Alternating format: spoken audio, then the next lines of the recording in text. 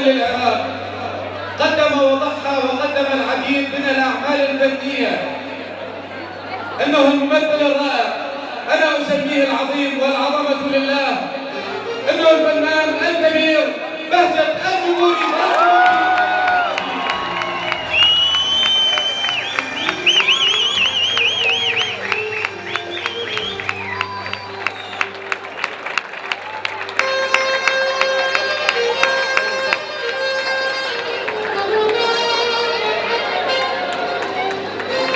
نتواصل وياكم أحبتي الحضور في القلب أم في حلقات العيون، أضمك يا كل الدنا يا عراق.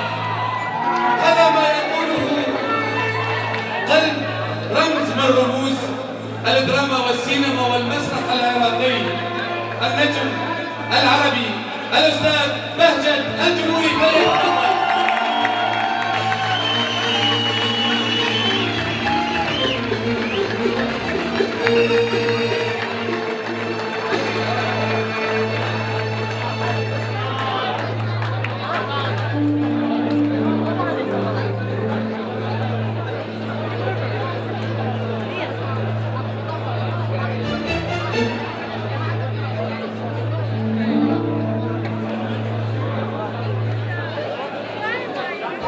نسمع أحلى صفقة اللي رمز مع رموز الفن العراقي الأستاذ بهجت الجمهوري.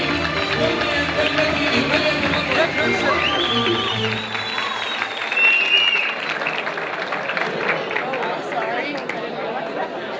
طبعا شعور لا يوصف بهذا اللقاء، بهذا المهرجان الجميل الصادق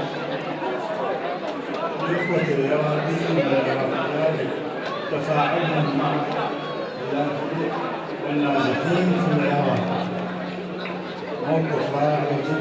وهذا هي مواصفات المواطن العراقي الشريف. انتم اشراف، هاي المشاهده صادقه جدا، واثنين اتمنى هاي الامور السوداء اللي على بلدنا تنزاح ويرجع الأمان وترجع الأخلاق العالية للناس اللي فقدوا أخلاق. المفروض هذه المواقف الجميلة الرائعة يخلوها هناك في بلدنا. الناس المسؤولين هاي المليارات الكبيرة اللي موجودة بالعراق. أحكي لكم حكاية ولا أطول عليكم مثلا.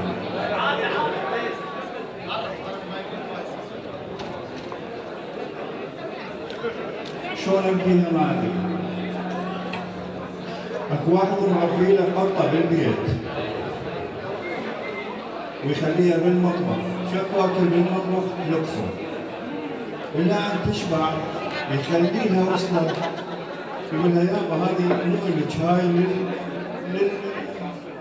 للجواع البزازين اللي برا، خلوا مكان القطة البزازين القطط اللي برا، فيأتمن لها. آخر شيء يجي على الشحنة، على اللحمة اللي خلاها أمانة عنده، يلقيها ماكلتها القطة هاي، يقولون ودع البزون شحنة. فمع الأسف هاي الثقة اللي موجودة بالكادر الموجود قربت أن تنتهي، وإن شاء الله بالظرف الجاي تستعجل الأمور، يعني تبشروا بخير. أتمنى لكم السعادة، وأتمنى لكم التوفيق والنجاح، وأتمنى لشعبنا من الشمال إلى الجنوب بألفة وحدة، بعلاقة جميلة رائعة مثل ما كانت قبل، وراح تنشد الحزن وإيد تشبك مع إيد لإعادة طمأنينة العراق ونجاح كل الناس الخيرين اللي يريدون بلدنا.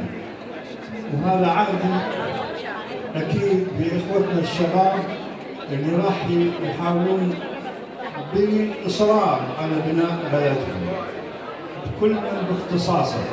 أنا طولت عليكم.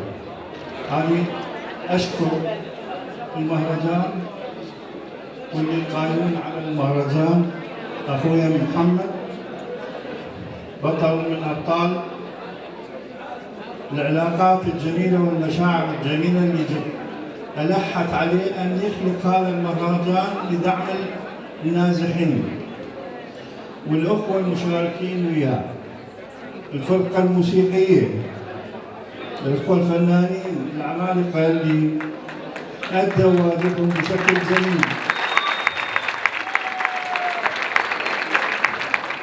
من البداية أقول لكم مشاعري لا توصف بهذه اللمة، بهذا التجمع، بهذا اللقاء الصادق. الجسور الجميلة الرائعة بينكم وبين بلدكم وبين شعبكم وخاصة اللاجئين موجودة وعامرة إن شاء الله. إن شاء الله. توفيق للجميع.